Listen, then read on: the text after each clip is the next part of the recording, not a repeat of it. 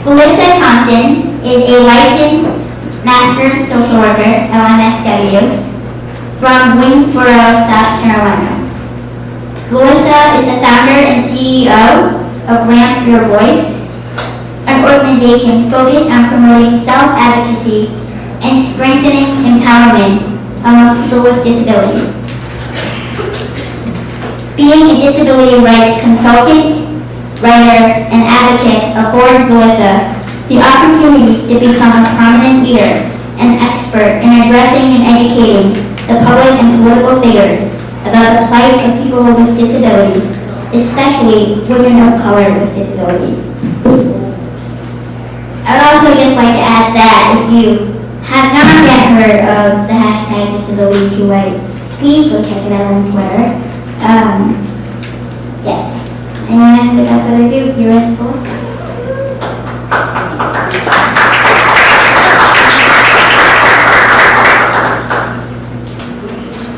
Everybody hear me well? Yes. It's short road. This is my presentation. This is to why this is community and diversity problems. Our expectation for today is to discuss how this white hashtag came to be, discuss how whiteness and racial created the amount of people with disability, share why the fight of black states was matter, reinforce why recognizing white privilege and human cause are important, finally share how we can support collections of color and improve diversity without community. Your presentation, if there's anything that catches your attention, I know I've been tweeting online, you use the hashtag in your tweet. This hashtag is used to bring awareness about this issue in our community. We have been silent for too long. We can also use some hashtags as well, DIS or intersection of risk. Before we begin, I want to kind of explain who I am. I am forever a spoiled grandkid to my Christmas angel, who is my grandmother. She passed away on Christmas Eve, and without her, I would not be the woman that I am today. I am fully disabled. I have osteogenesis imperfecta, OI, which is a fancy semantic way of saying bare bone condition. I am a little woman, and I am hard of hearing. I am a proud Southerner. Sweet tea runs through my veins. I use she, her pronouns, and I also use identity first language. I am a proud Western University alumna, where I got my bachelor's and master's degree. And I'm a macro social worker, means I look at the big picture of things such as research, intersectionality, education, advocacy. I'm an aspiring civil rights lawyer. I'm a lover of words and people, and I'm unapologetically and fiercely black. I created a space called Ramp Your Voice in 2013 as a way to combine my passion for social work and disability advocacy. And one of the things I noticed was that there was not a lot of diversity in the community. I did not know or see a lot of black disabled women particularly discussing issues that matter to me or discussing any topics that matter to them. So for me, Ramp Your Voice was my way to empower myself. And over the past 3 years, I've also learned that other black disabled women especially have been empowered by their faith in Ramp Your Voice through the women I've been able to meet and the emails, correspondence I've received, that they were proud that such a space existed for them and by someone that looked like them. So even before the hashtag disability2white existed, I saw the effect of disability2white because of the lack of diversity and for people that look like me. Speaking of the hashtag, it came to be because of Alice Wong, who is the founder of the Disability Visibility Project. And Alice shared this article on Twitter by XO Jane titled Disability and Diversity Are Not Mutually Exclusive. And in her tweet, Alice said, "Where are the disabled people of color?"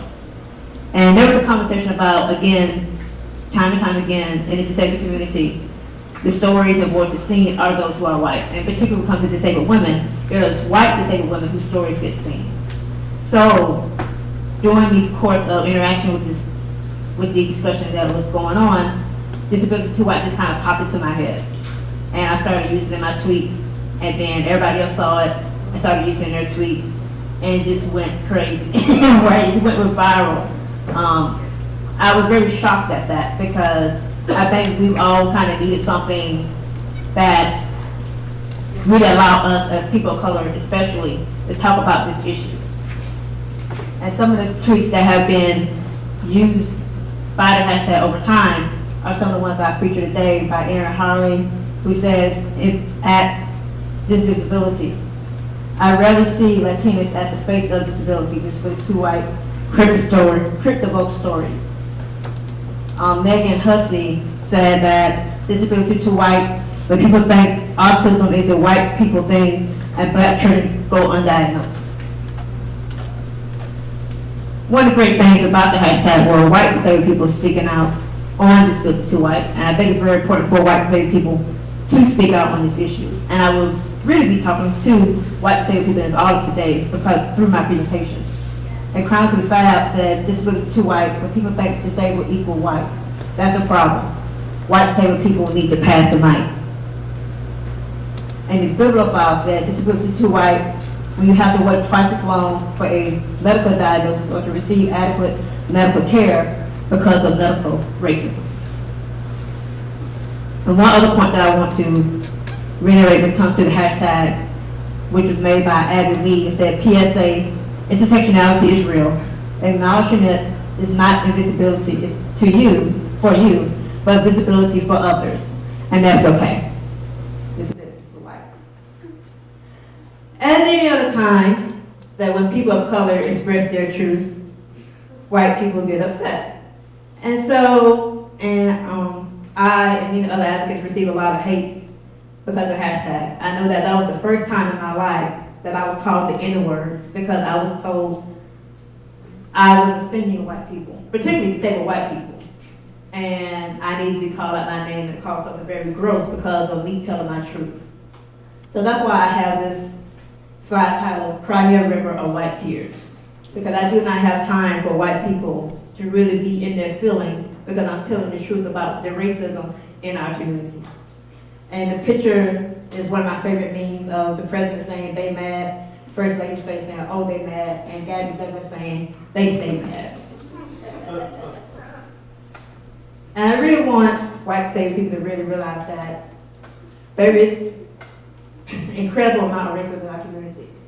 And from Christina R said, Kay Maria, I was so disgusted by some of the white disabled people responded to disability too white. You also made me aware that I should make a more deliberate choice in who I retreat on disability threads in general to boost voices better. And anything on social media that goes viral, because the hashtag at its peak had over 13,000 tweets. The media took hold of it. And this is one article written by the Daily Dot that said disability too white calls out the media for not depicting disabled people of color. And that was tweeted by Film for All. Why calling out the erasure and silence and the exclusion of disabled people of color? Why is that so important? Adam P. Newman said this quote, and I feel like this is the epitome of why it's important. And he said, I think it is vital to reiterate that disability too white is a problem for white people with disabilities to deal. This is our problem. And he's correct. This is a problem that white disabled people in our community have created. Our community is racist and classist. And the voices that really dominate are those who are white and affluent. And that is not the general makeup of our community. As you can see in this room, we are very diverse. And when people of color are not given a seat at the table, then that means that we are not including each other, and we are not really fighting for the equality that we say that we really want. Addressing and eradicating the over-whiteness of disability has to be a priority. We are doing ourselves a great disservice and injustice if only privileged voices, faces, and stories are visible. The over-whiteness is seen everywhere, from media to movies, TV shows, to even if you do simple Google searches. I know when I've tried to find pictures of black disabled women, my own pictures that I put on Tumblr shows up. That's a problem. Yeah, that's a huge problem. So that shows that this over-whiteness penetrates everything.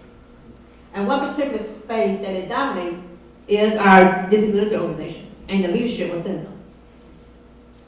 We do have problematic white leaders in our community, and it's overdue for us to clean house.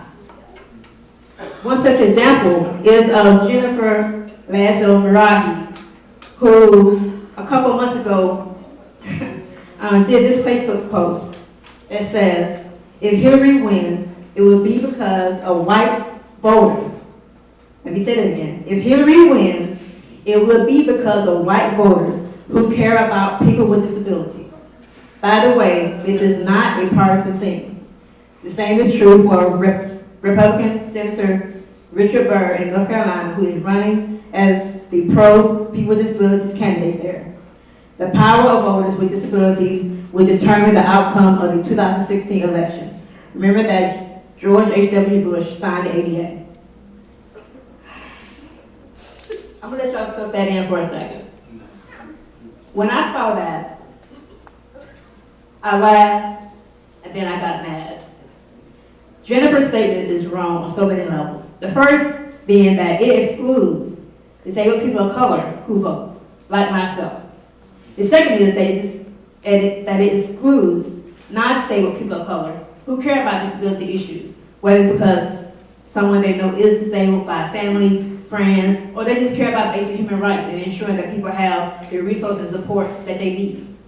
The third reason why it's important is that it excludes politicians of color who support mandates like the ADA, like we heard Rebecca mention earlier, and other mandates that are important to our civil rights as disabled people.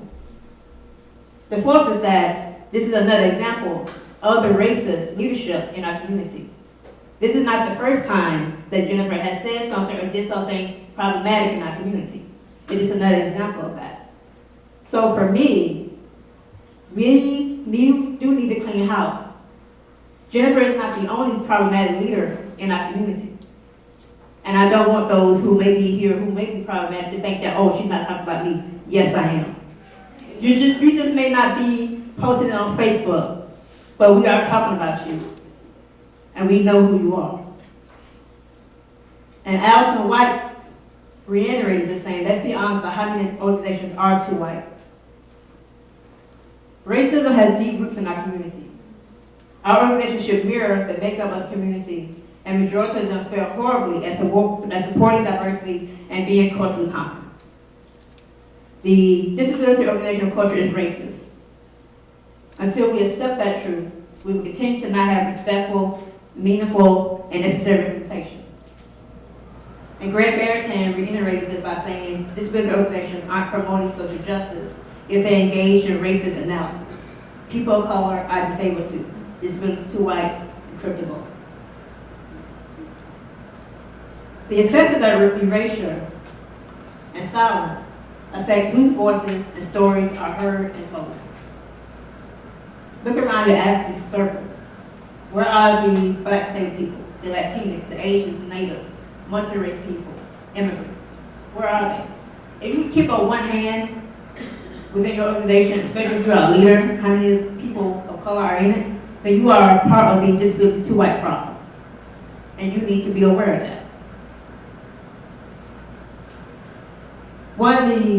There are many great people of color that's doing phenomenal work and talking about the erasure. And this summer, me and Alice Wong did the Get Woke 8826, which some of you have participated in that's in this audience.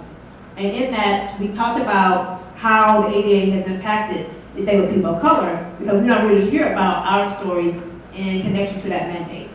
And we had 50 participants in that who have answered our survey. And they explained how the ADA meant to them and the gaps that remain when it comes to them being of color and disabled. I do want to make one thing clear. I do enjoy and know many great white advocates, but I do want you to know that you cannot speak for me as a Black disabled woman. I don't care how woke you claim to be. I don't care how competent you claim to be. You can never speak for me because of your white privilege. And I focus on Black disabled women because we face three primary isms: racism, sexism, and ableism. And those oppressions have great impact and influence on our experiences in our society and and how we react to how society treats us and how the society responds and interacts with us. I'll give you an example. Let's say I go for a job interview, and I have a white male interviewer, and I know I am qualified, even overqualified for the position. I don't get the position. Do I think that he didn't hire me because I'm black? Is it because he thinks that my disability accommodation may be too burdensome? Is it because I'm a woman and he may feel intimidated by me? Those three situations are always on the mind of people with multiple marginalization, especially when they encounter either microaggressions or blatant discrimination. Which of these isms or combination of them have worked against me in a society where, particularly if I'm interacting with white people? Now we have examined this disability white problem. What can be done? I wanted to share this tweet of white privilege at work with a particular white disabled person whose name is Zoe. If you want to really get mad, look up disability too white. Apparently my disability doesn't matter because of white privilege. I guess my experiences with my disability doesn't matter anymore. This is time for me to pass the mic. A counter response to that is by K. Watt that says, Zoe Farman doesn't mean that whites with disability don't count as disabled, just that disabled people of color often have their disabilities ignored. I think some of the pushback when it comes to whites understanding white privilege is that some of you may not understand what privilege is to begin with, much less white privilege at that. And I love this quote by Peggy McIntosh, which says, privilege exists when one group has something of value that is denied to others simply because of the groups they belong to, rather than because of anything they've done or failed to do. Access to privilege doesn't determine one's outcomes, but it's definitely an asset that makes it more likely that whatever talent, ability, and aspirations a person with privilege has will result in something positive for them. Particularly under white privilege, Paula Rutherford says white privilege is on the other side of racism. Unless we name it, we are in danger of wallowing in guilt and moral outrage with no idea of how to move beyond it. It is often easier to deploy racism and its efforts than to take responsibility for the privileges some of us receive as a result of it. Once we understand how white privilege operates, we can begin addressing it on an individual and institutional basis. I really want white advocates to really use your privilege and voice to call out problematic people and leaders in our community. That's one step when I see how can we erase disability too white. And one way by doing that is shown through the example of Mike Moore when it comes to the Jennifer example that I gave. The post made by Jennifer Lazo-Rahi, the CEO of Respectability, is as puzzling as it is offensive. Disability too white indeed. Take ownership of this problem. You cannot fix what you will not acknowledge. Let me say that again. You cannot fix the disability too white issue if you will not acknowledge that it is existent and is alive and well in our community. Intersectionality is important because it forces us to see all of the dynamics that are at play for individuals within the system. Though we may all be in the struggle together as disabled people, we do not struggle in the same way. Being disabled does not nullify your white privilege. It amplifies it because you are considered the face of disability. Understand that the struggle of disabled or white disabled people is not the struggle of disabled people of color. They are not the same. Google is your friend. And I say this because I want disabled white people and disabled advocates, white advocates, to stop expecting and demanding people of color to educate you about our experiences. This ill, self-righteous expectation is what drove me to develop the Black Disabled Women syllabus. Because I got tired of being asked, why do we focus on Black disabled women? Why do Black disabled women matter? Why we matter? Get to searching, reading, and critical thinking. And then you come back to me and let me know what you learned. Support and uplift the voices of disabled people of color. This is more for those of you who have the financial wherewithal or the connections to do this.